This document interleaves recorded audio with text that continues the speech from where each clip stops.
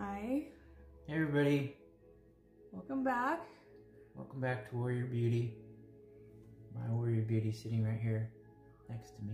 Thank you. Beautiful. My handsome warrior over here. Going through every step of it with me. Yeah.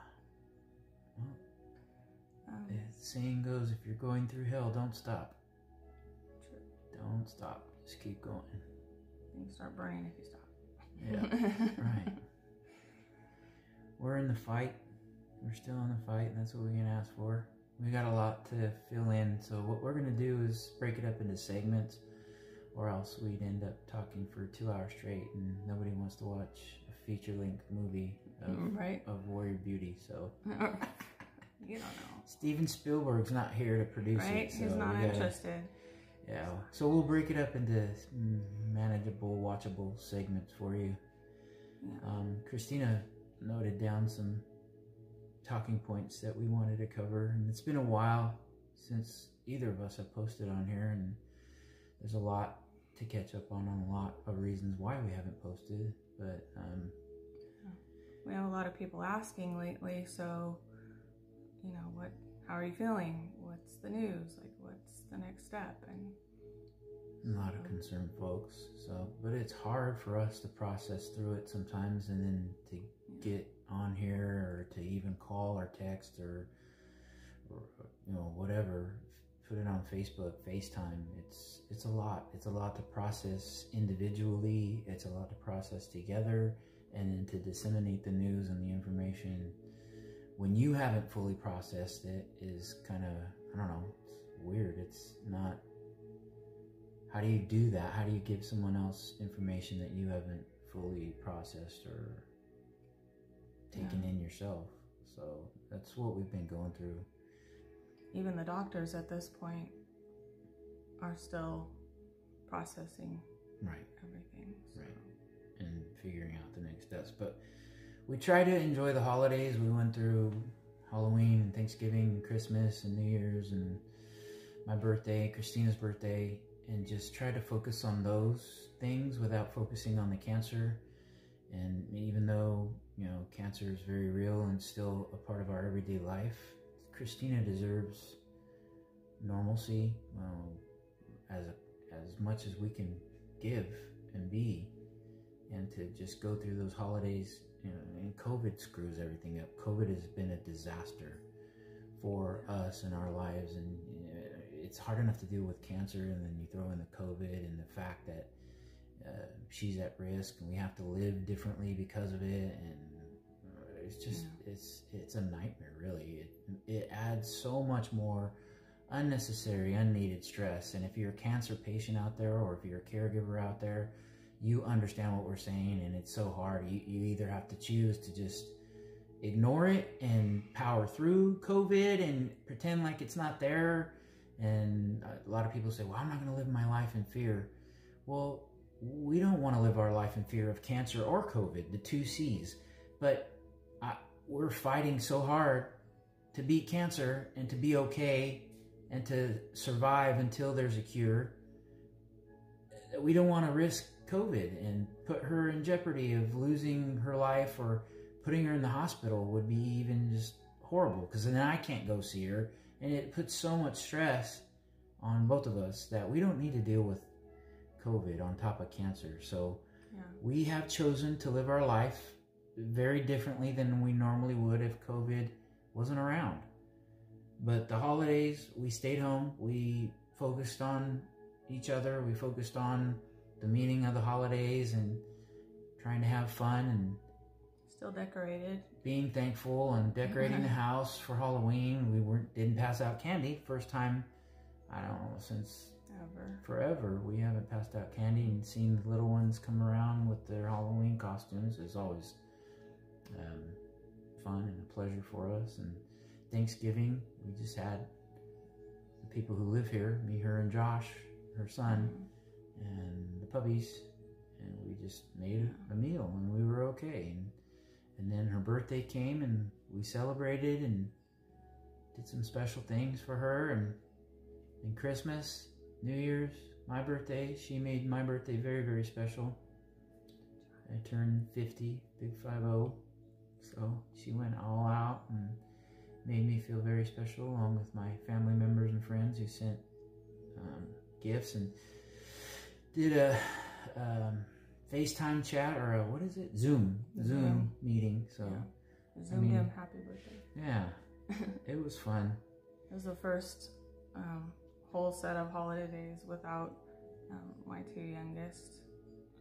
Or my family being around. It was the first time we moved to Texas, and difficult.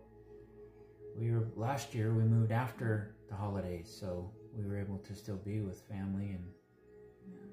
And we came here with hope, and we were like, all go get him, all ahead, like call the charge, and this year is very different. So. Well, we still have hope. It's just changed. It's morphed, yeah. And we still are happy to be in the fight, and we're still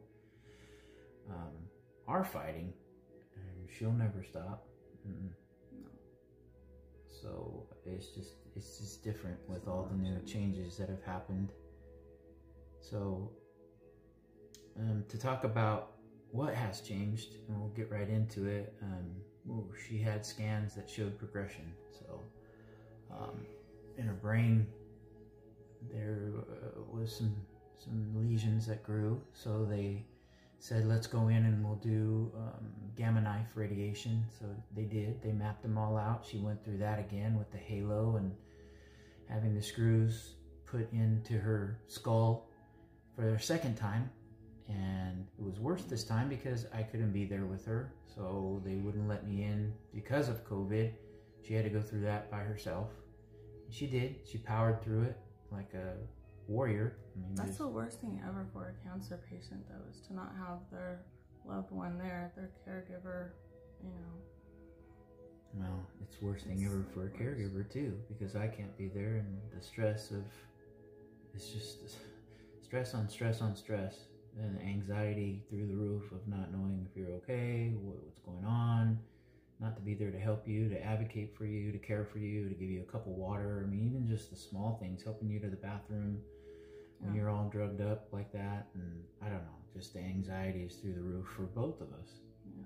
The other thing was, too, my first gamma, I was put out because I'm claustrophobic when they put me in for brain MRIs, and I hadn't had gamma before. The whole thing seemed so scary, and he was with me, but I could get through it because he was with me. What I didn't know is, like, you're not fully even in the machine. It's not as scary as it seems. Even the halo, the halo's, it's a lot of pressure on your head, and so it helps to have someone there to hold their hand. And but this time I chose not to be sedated at all because he wasn't with me. I can't be out, and it just seemed, and I did get through it, but it was hard. We were on the phone constantly. Yeah, as much as we could be. Each other. When obviously you can't do it when she's getting ready to go in the machine, or she's getting the halo put on or taken off. But between then, and they give you stuff to relax you. It's not like you're not sedated at all. They were hoping it would relax me, but it didn't. I just kept singing Christian songs. I asked them to put on a Christian station, and I just kept singing. They kept wanting me to go to sleep, but that wasn't happening. So they zapped those brain mets that were in there, and then so that was good news. That was a plan of attack. And then after that, she had some more progression, but this time it was in her cerebral spinal fluid. We found out that it had gone. We knew it was there, but it had always been under control. And her cerebral spinal fluid had been clear, all the tests that had come back, and then like over a progression of time after these brain mets popped up, started showing some atypical cells in her CSF, and then it went to malignant cells in her CSF. Which I had never had. Never. And that's what we came here for, the trial, to prevent that and to try and stop that from happening. And it was going well. We've been here almost a year, and it's been working. And her body's still clear to for the most part. I mean, that's under control with the TAF-MEC, and then the IV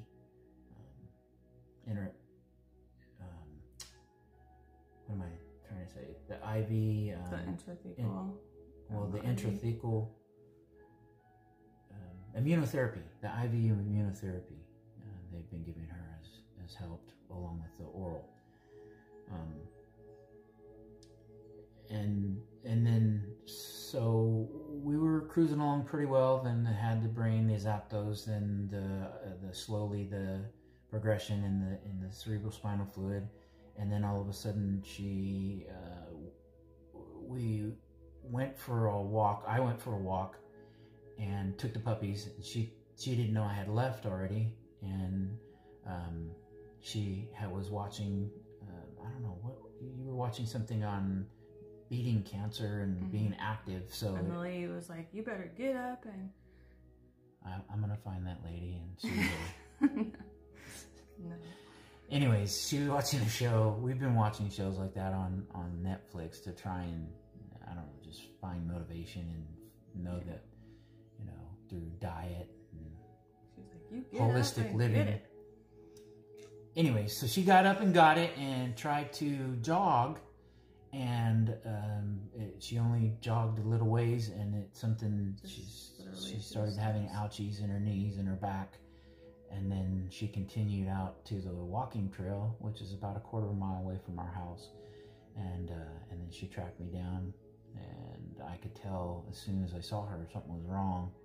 Didn't recognize me at first. Yeah, I didn't know it was her. I thought, because she was hunched over and limping, and it was all bad. And then I recognized her phone case, which is very unique, her phone case. And I was like, "Is that Christina?" And sure enough, it was. And so she literally had to hold onto me, and we limped back to the house. And then from there, what happened was she had cerebral spinal fluid metastasis, and the doctor described it as like a snow globe effect, where it's fluid from your brain and your spine, but the malignant cells had settled all the way down to her low back and her pelvis and her tailbone, her sacrum, and had caused kind of like a tumor, but it's not a tumor. It's multiple lesions that from the CSF that settled there, and when she jogged, it aggravated that and caused her whole low back and pelvis and tailbone to become like inflamed. All the muscle tissues around those the cancer area went bad and started causing her pain. At first we thought it was just injuries, like she injured her knee and her back from jogging. That's what we thought. But the pain started becoming progressively worse every day. She was having stabbing pains, and nothing was helping. No pain pills. She was taking multiple hot baths. We were doing topical rubs. How many times did I massage your back? I don't even know. And the baths were like all day, all night. Like, I can't live in a bathtub for the rest of my life, but that was like the only thing that even remotely took the edge off. So you explain it to them. You explain what you're feeling, because just part of my legs went numb, like my right knee and then up into my right thigh, but my left knee is what I hurt more than anything when I jogged. So there were two places on there that felt like ripped or torn. In fact, I just had an MRI. We're waiting to see if there is anything there still. My left foot went completely numb, and my toes, to the point I couldn't walk well anymore. It was like all of a sudden my legs were taken from me and my foot, so I was limping. When I went into MDA, I had to be in a wheelchair, and again, they wouldn't let him in. So still, even though she was in a wheelchair, yeah, that makes me so mad. Oh. But they were on very, very strict COVID regulations, so they couldn't. Yeah. And I was trying to walk as best as I could. There was even one time he dropped me off, and the lady, I said, could I please get a wheelchair? And she grabbed one and like unfolded it and kind of just shoved it at me. She thought I was getting a patient to bring them in, and I'm like, and then she's like, oh, you're the patient. Yes. I'm like, you know, I don't ask for help unless I absolutely need it, trust me. But so the next times I went, that was when I was doing the radiation. He did go in with me. He was like, about to not. First 3 times it was a series of 5, and they wouldn't let me in. And then finally I'm like, this is ridiculous. She needs assistance and somebody to wheel her back and forth, in and out. And so they let me in the last couple of times. Yeah. But the pain, I don't know. It was weird. We didn't, like you said, I don't know. We thought it was me jogging for a while. And then it just was worse and worse and worse, just excruciating. She's had low back issues. We both have. But she's had, even before the cancer came back, she's had low back issues that flared up often, and her back would go out, my back would go out. We just kind of thought it was that, and then maybe she screwed up her knee, like, because she hasn't jogged in so long, or even walked, taken like walks, long walks. We had just started then to walk quite a bit, be healthier in all ways. So we'll talk more about that in the next segment. We're gonna do shorter segments, like we said at the beginning, so it's not so long to watch, and we'll call this segment 1.